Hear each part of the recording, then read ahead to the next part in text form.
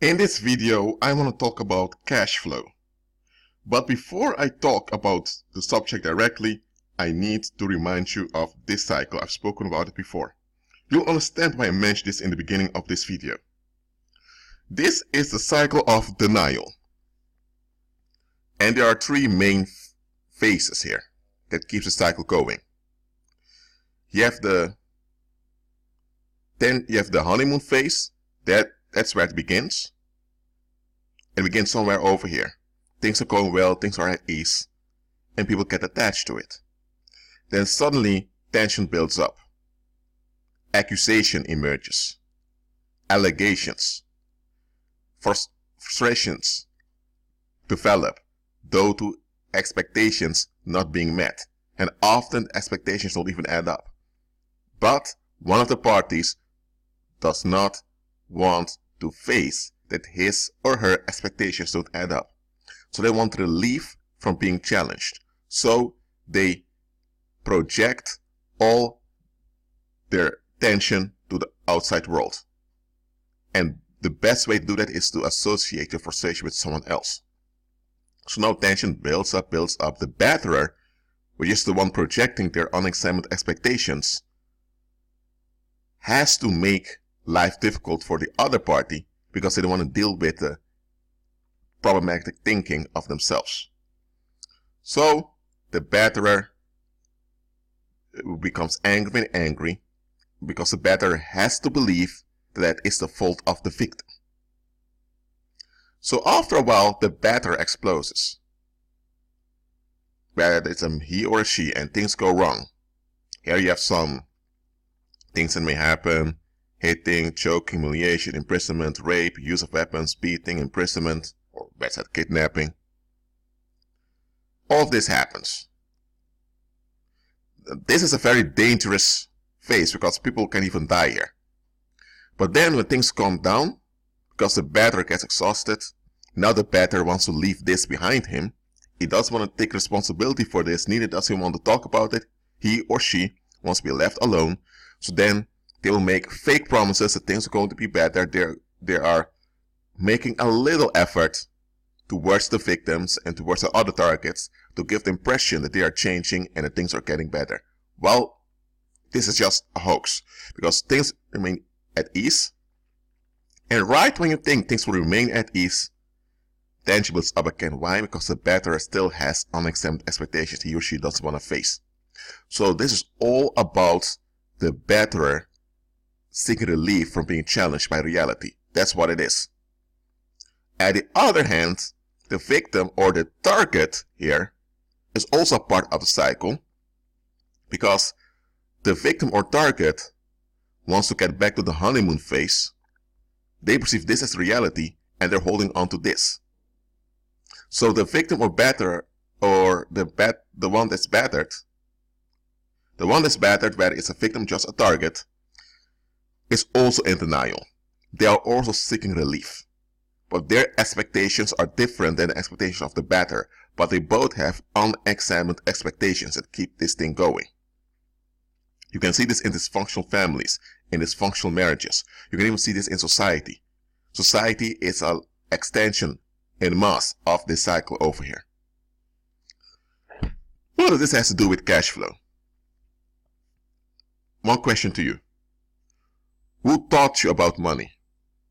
Some of you may be from a financial background. You had parents that were bankers, or you had parents that were millionaires. I'm quote-unquote millionaires.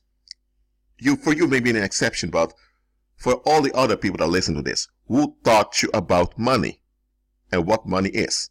Did people even tell you at a young age the difference between currency and money? Oh, probably not. Who taught you about finances? Your parents. They told you you need these coins or this piece of paper in order to get what you want, or else it's stealing and the police will come. You'll end up in a building locked up that's called jail. And when you're locked up, you can't be with your friends, you can't enjoy the sunlight whenever you want, so you don't want that. So you've been conditioned from a very early age that you need this piece of paper or this collection of coins in order to be safe. Because those that have the coins and the piece of paper have a right to enforce their will. And you have no right to go against their will because it's their money. So, money is validation for might. Those that have money have a right to enforce their might onto others. And if someone has might, they have a right to get away with stuff. And those with might are the ones that are adhered to. So, you want to be safe, you need to have that piece of paper. That is where the accusation begins already. Your parents probably were not aware that they were doing that, but they were transferring the accusation onto you. And now, you wanted relief from that danger, so you complied. It's a tension building phase.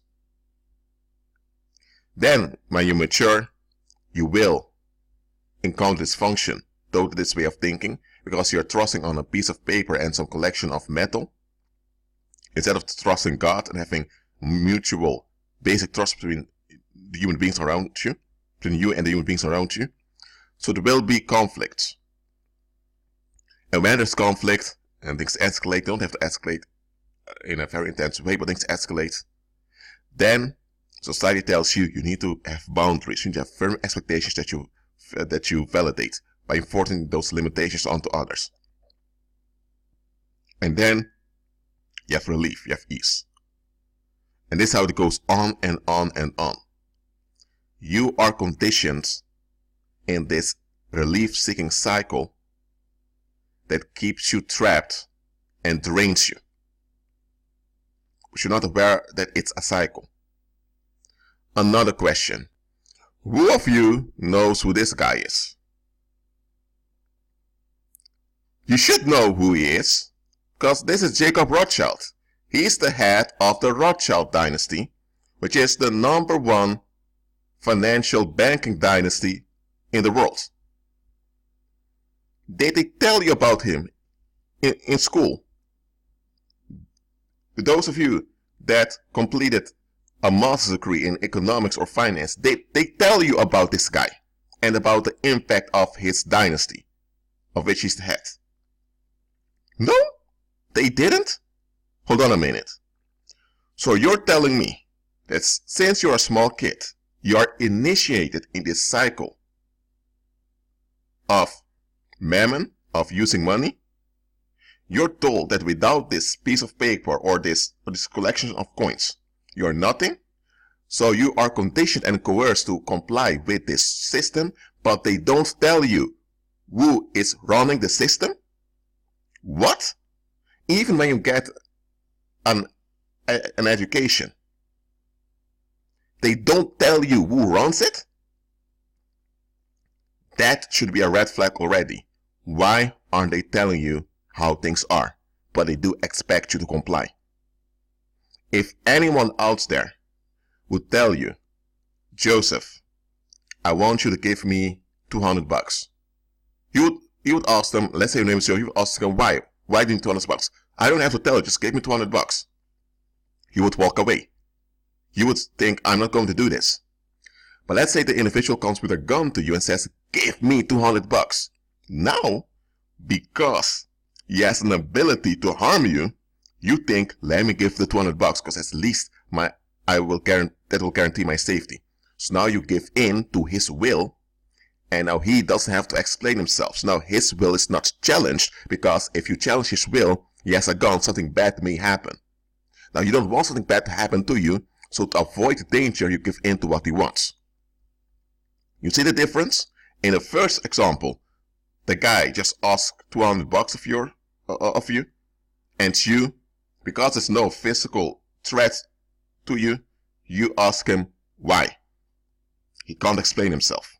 So it's over. When he comes with a weapon, you don't even think about challenging his will, because then he may feel frustrated and he may take it out on you. Now, why am I mentioning that? It's because that's how this world system is. Why aren't they informing you about who runs the system? But they do demand you to comply with it.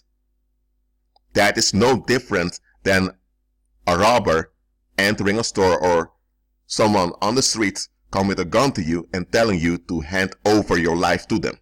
Because that is what the financial system of this world is doing, is taking away your life while offering you compensation in return. They don't even ask you if you want to be a part of it. You are forced to be part of it, or else you can't get groceries you can't get clothes, because they subjected everything to this scam. Because the financial system of this world is a scam.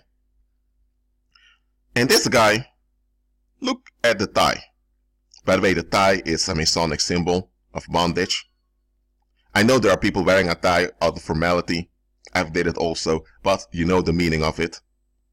And it's a purple tie. Purple is a color of hoaxing. When pagans wants to hint to you that they are scamming you, they will use the color code purple. So this guy shows you he is scamming you. He knows that they will take a picture of him, and he wore this tie on purpose to scam you. Look at the duping delight in his face. He knows he's duping the world's population. Here you see him again. Purple color. Purple. You have a purple haze over here. And this may be blue, but due to the yellow lightning, you get a kind of a purplish glow over here. Why are they doing it? And look at this. You have a hand sign over here. This is an X, and it forms a pyramid below. This forms multiple X's over here. So these are all Apollonian bootlegs over here. They know the picture would be taken like this. They stand in this ritual formation. They know that the purplish haze will be visible in the photo. They are showing you that they are scamming you. That's what they're doing. Don't even let me start about the flag of the state of Israel, but okay. These banking dynasties, they are families of scammers involved in black magic, worshipping the beast, and the purpose is to trap the human population in a state of anxiety. Again, purple. They are hoaxing you. I'm telling you as it is. I believe this is Bill Clinton. Yes. Another purple haze over here. They are scammers. And it's time for you to understand that. If you still believe that the financial system of this world is legit, that's based on hard work and effort, then don't bother continue watching this video, because you'll be wasting your efforts, because you will seek something in this video that's not there, because I'm not going to validate your unexamined expectations, and I don't want you to dump your negative energy in the comment section. Thank you very much. But okay, this is the coat of arms of the Rothschild dynasty. Here you see 3 helmets of gold, and you see 3 X's in it. XXX, Helios, Helios, Helios, 666, right over here. See the horns here of the horned god, which refers to Apollo. And you have multiple pagan symbols over here, referring to demonic principalities. In Latin, which language? Language used by warlocks. So it should be obvious to you now that you are being scammed. I'm repeating this over and over again because this needs to get through to you. It's one of the rituals they're doing. Why didn't they tell you this in school? Okay. Purple again. Oh man. Look. About this cash flow thing, I've explained to you in the beginning how the cycle of domestic violence operates. And I've shown you that there is the batterer and there is the target, or the victim. But I'm going to use target now, because some people are targeted, but they escape or they get deliverance. Not everyone remains in the cycle. So you have the batterer, the one that seeks narcissistic supply. He wants ease. He doesn't want to be challenged. And he looks for weaker people to trick into agreeing with his faulty expectations that can't be justified, that can't be accounted for. The target, some say think about the target, when he or she is trapped, it's because they believe in what the batterer has to offer.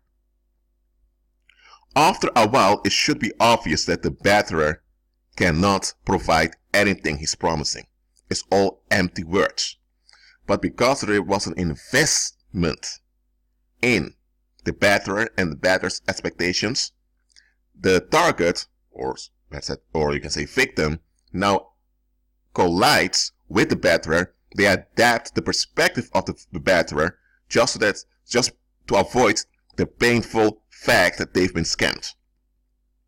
So the victim or the target works hard to get to the honeymoon phase. But it's a cycle. Things will never ever change for the better. It only get worse and worse and worse.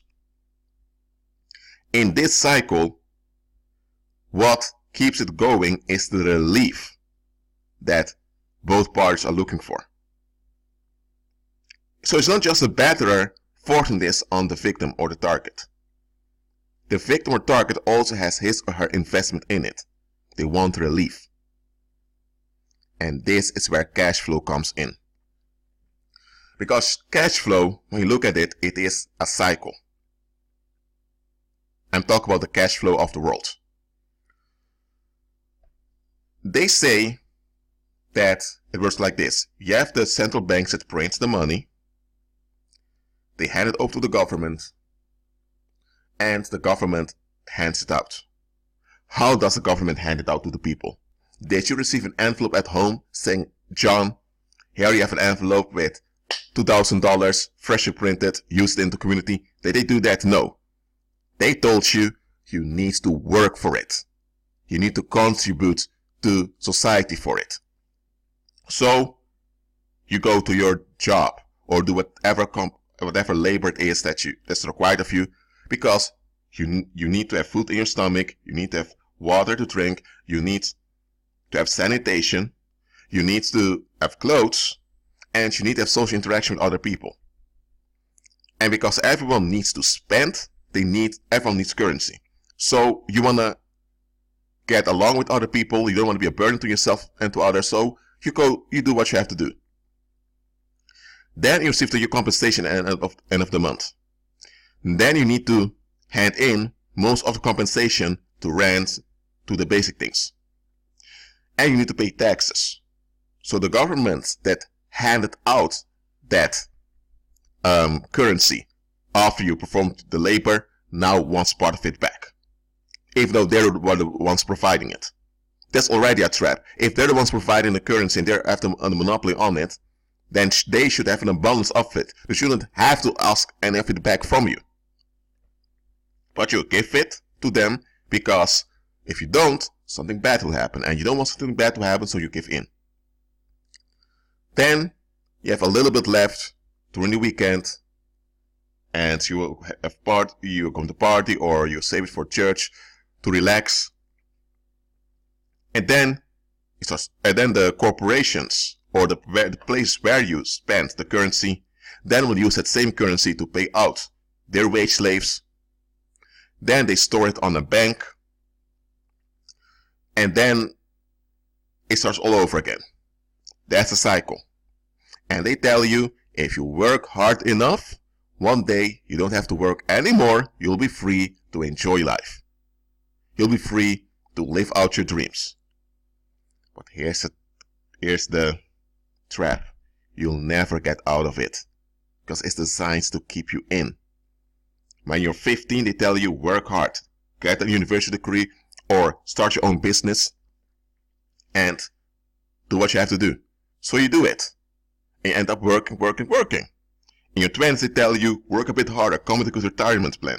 So you come up with a retirement plan, and in your 30s you're working on this plan. By now you have kids probably, you have a life partner. So now you need to stay in the flow because you have kids, you have people to raise. In your 40s and 50s, you'll probably be replaced at the job by someone that's younger. Or in your field, the younger ones are the ones preferred. So now you need to compete with the younger ones.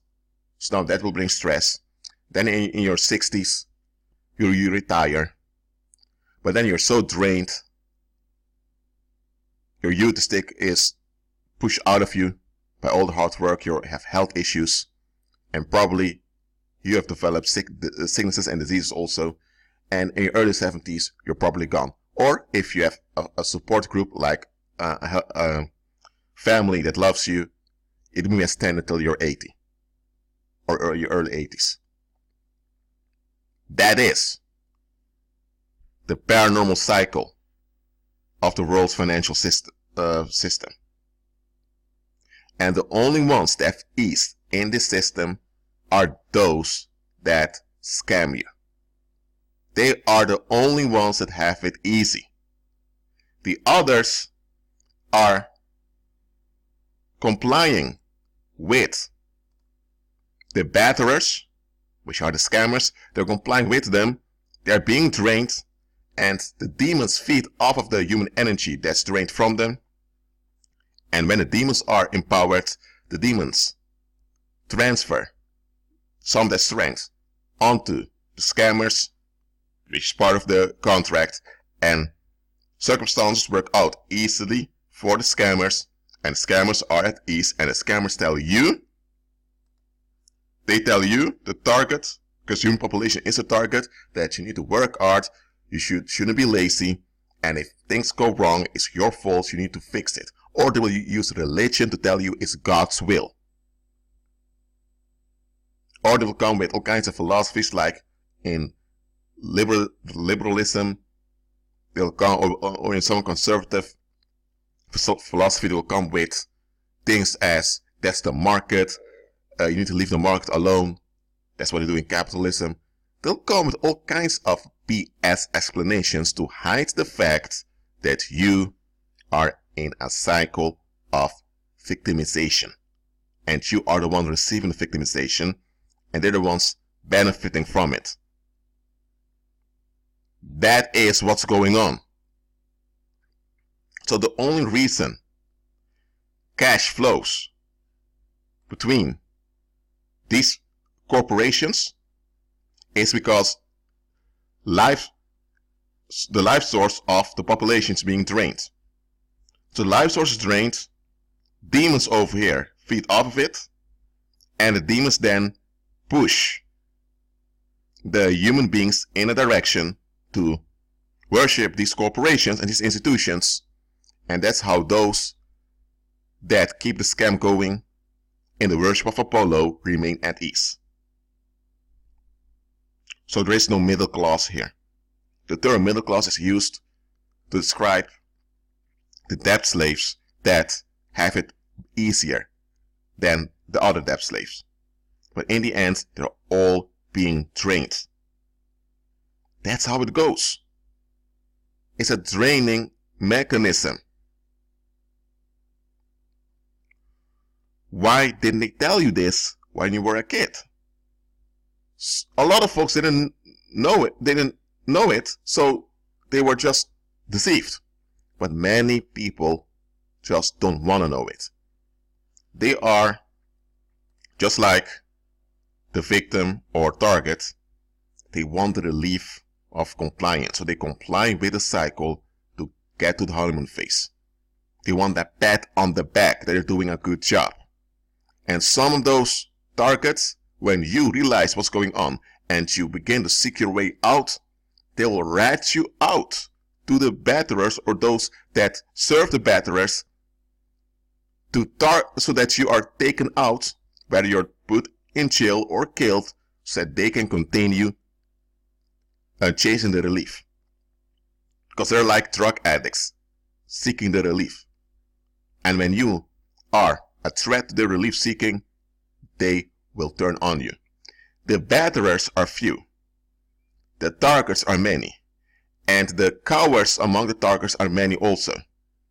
So you won't deal with the batterers that quickly. Probably you'll never encounter batterers in real life, but you will encounter the cowards that enable this cycle. And they're the ones who will turn on you. So about cash flow. Cash flow in this world is paranormal. It's based on draining you. Okay? So that's why they call the rich filthy rich. Why are they calling them filthy rich? Because you need to get involved in the filth of devil worship, beast worship, in order to have the riches of the world system. And why are they called filthy riches? Because the state of anxiety that the human population is trapped in, it causes the human beings to emit filthy energy, negative energy. This is what happens when you have a population traumatized. And it's the demons feed off this filth, and it's the demons that assist the scammers in being at ease, because the demons get a hold on human population by feeding off the filth that the traumatized population is emitting. And because the demons have a hold on the population, they push the population in these institutions. And of course, the institutions themselves use advertisements to condition the masses. So when you want to participate of that flow, you'll be participating in the draining of the population. So you will be benefiting from the filthy business that's going on. So this whole idea of becoming rich in an honest manner, it's a hoax. It does not exist. It really does not exist. They will tell you it exists just to keep you trapped over here. Because the only way you'll get over here, above the institutions, is when you go into a paranormal contract with some demonic principality to worship Apollo.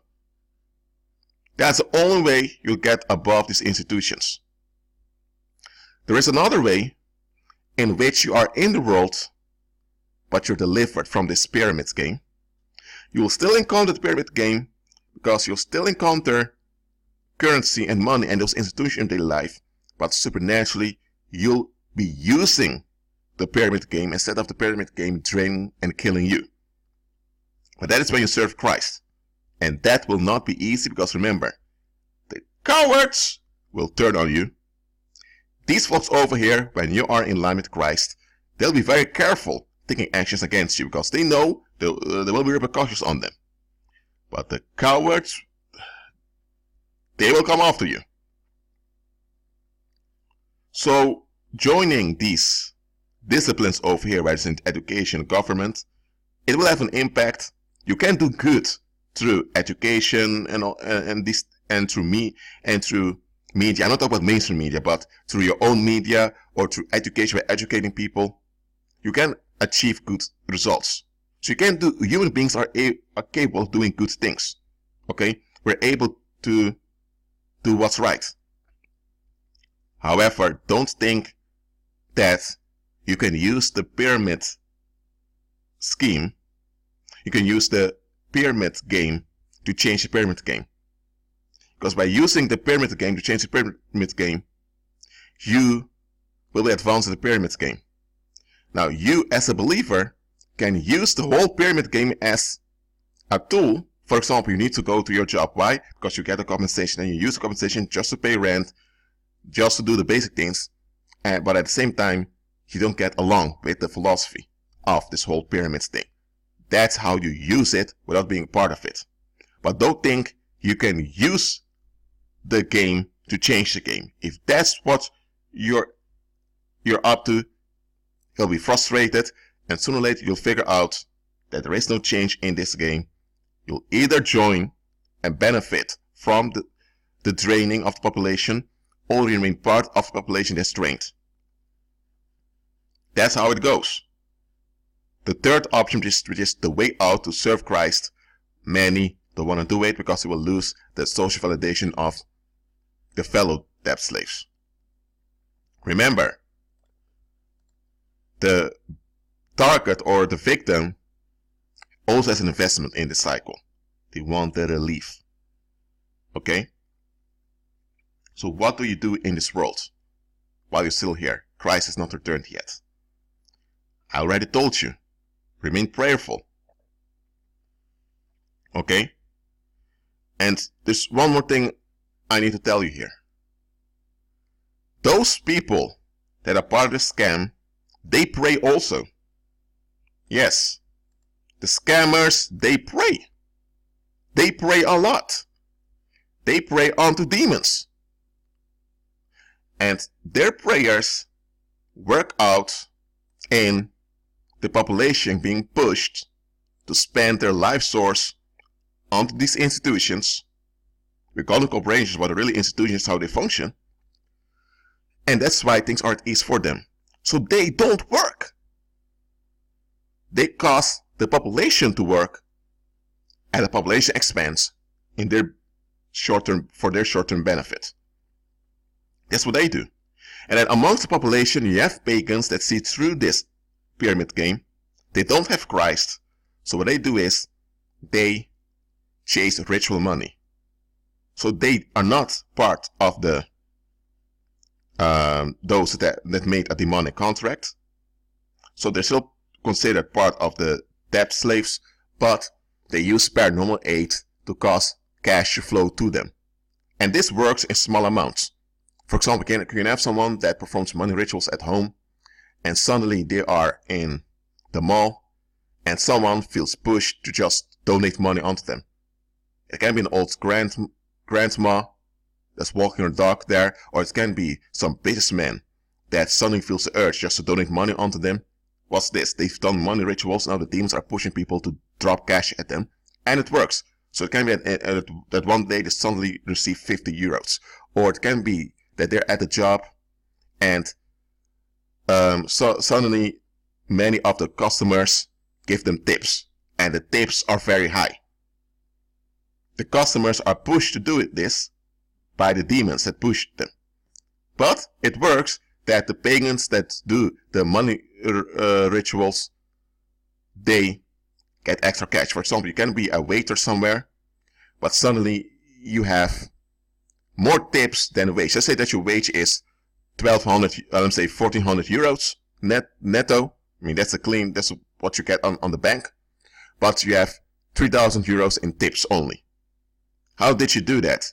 You didn't knew it would be 3000 euros, but it's a result of you performing money rituals. So you have those amongst the population that use money rituals to not be drained by this pyramid game. But what they're doing is coping.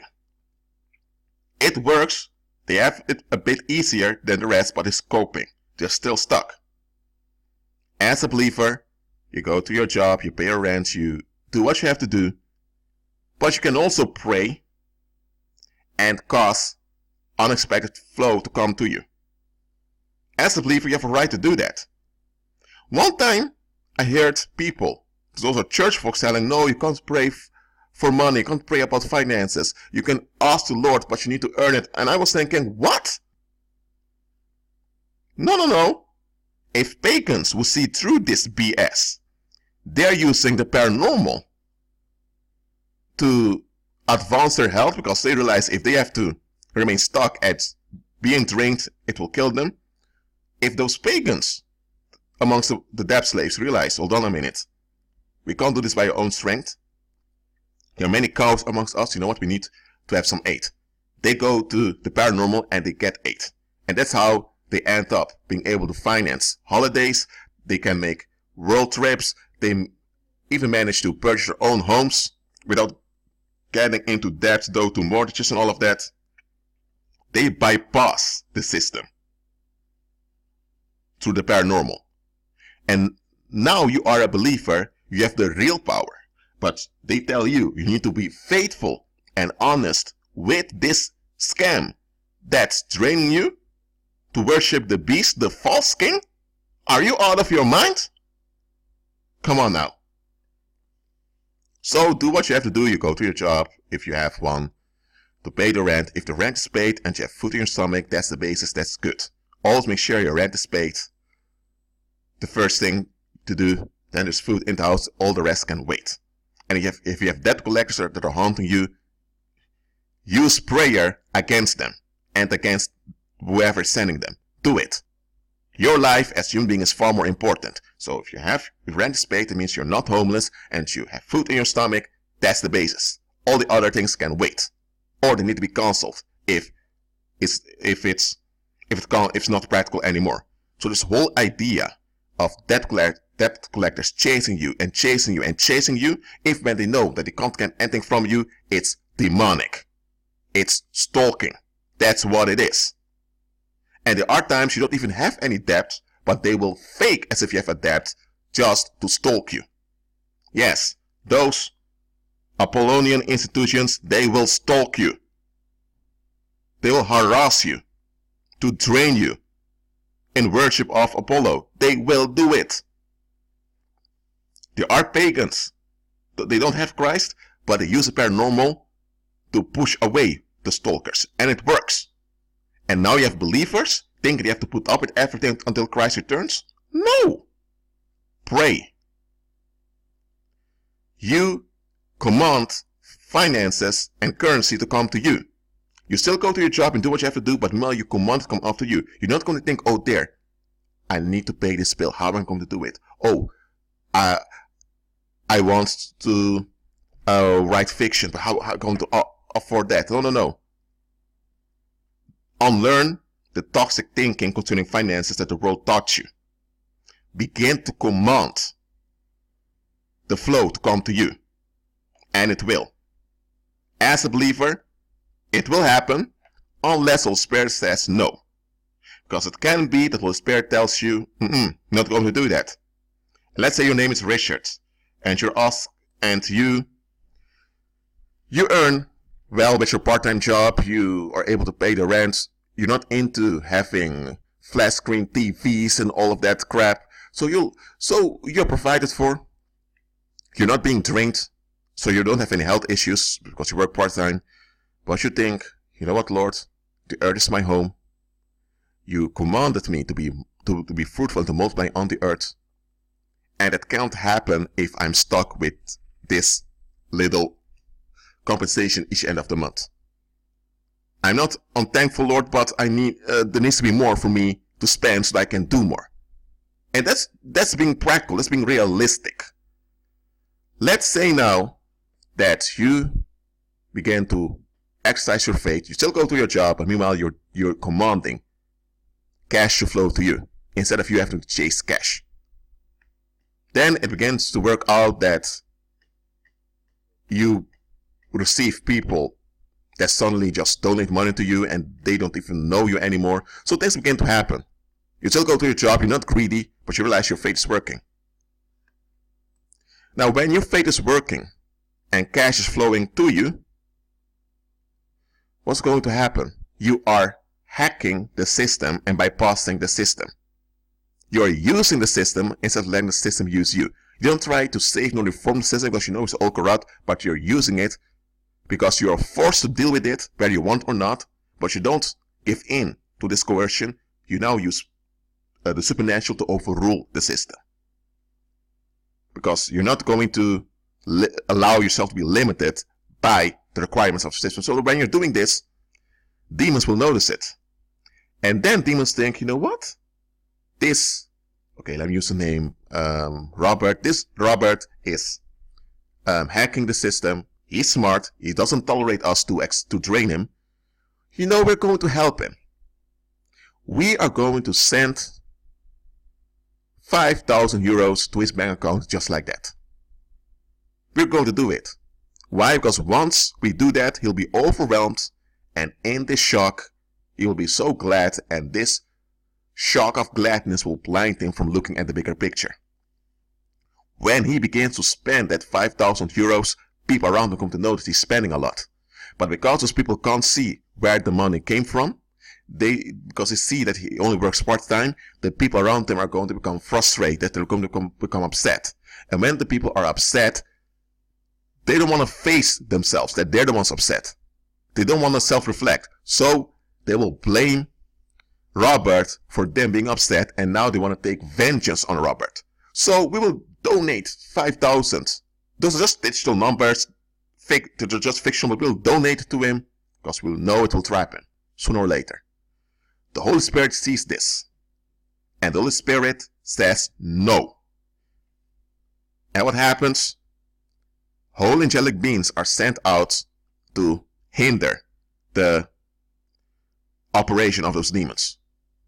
So then for a few weeks, you don't have sudden extra flow come to you anymore.